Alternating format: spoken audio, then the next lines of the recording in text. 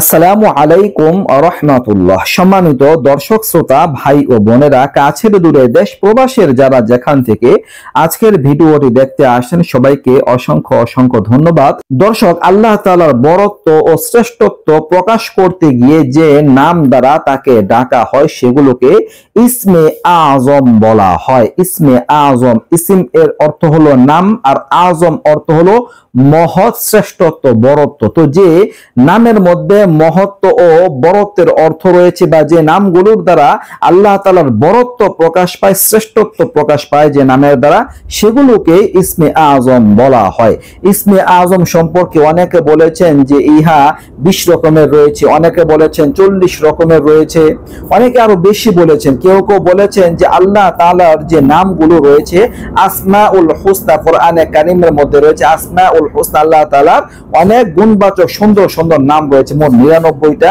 কেউ কেউ বলেন যে এই 99টা নাম প্রত্যেকটাই হচ্ছে ইসমে আজম। আবার অনেকে বলেছেন কোরআনে কারীমেও বিভিন্ন জায়গায় ইসমে আজম রয়েছে। তো আপনাদের সাথে এমন একটা ইসমে আজম শেয়ার করব যে ইসমে আজম যদি পাঠ করতে পারেন তাহলে আপনার দোয়া কবুল হবে। ইসমে আজমের ফজিলত হচ্ছে যে ইসমে আজম পাঠ করে এই নাম দ্বারা যদি আল্লাহ তাআলাকে ডাকেন তাহলে আল্লাহ তাআলা আপনার ডাকে সাড়া দিবেন, আপনার দোয়া কবুল করবেন, আপনার মনের আশা পূরণ হবে।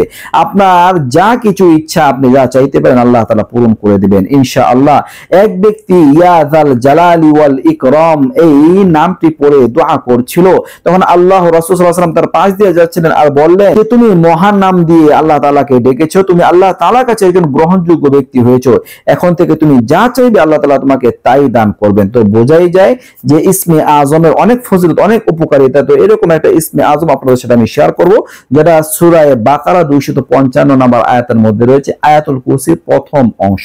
তো আপনারা এই প্রথম অংশটা পাঠ করবেন, আল্লাহু লা ইলাহা ইল্লা হুয়াল হাইয়ুল কাইয়্যুম, আল্লাহু লা ইলাহা ইল্লা হুয়াল হাইয়ুল কাইয়্যুম। এতটুকু এই সম্পর্কে অনেকে বলেছেন যে এতটুকু হচ্ছে ইসমে আজম। তো আপনারা এটা পাঠ করবেন, পাঠ করার পরে আল্লাহ তাআলার কাছে মুনাজাতে দোয়া করবেন, আল্লাহ তাআলার কাছে চাইবেন ইনশাআল্লাহ 3 বার আল্লাহু লা ইলাহা ইল্লা হুয়াল হাইয়ুল কাইয়্যুম, আল্লাহু লা ইলাহা ইল্লা হুয়াল হাইয়ুল কাইয়্যুম।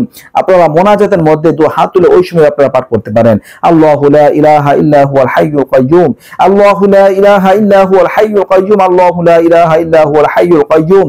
দর্শক, ইসমে আজম পাঠ করা হলো, এখন আপনারা যা চাইবেন আল্লাহ তাআলা আপনাদের তাই দান করবেন ইনশাআল্লাহ। মুনাজাতের মধ্যে আপনারা এইভাবে চাইতে পারেন, আল্লাহ তাআলা আপনাদের নিরাশ করবেন না। দর্শক, এই ছিল আলোচনা। নিত্য নতুন আরো ভিডিও পেতে সবাই পাশে থাকবেন। এই পর্যন্তই। আসসালামু আলাইকুম ওয়া রাহমাতুল্লাহ।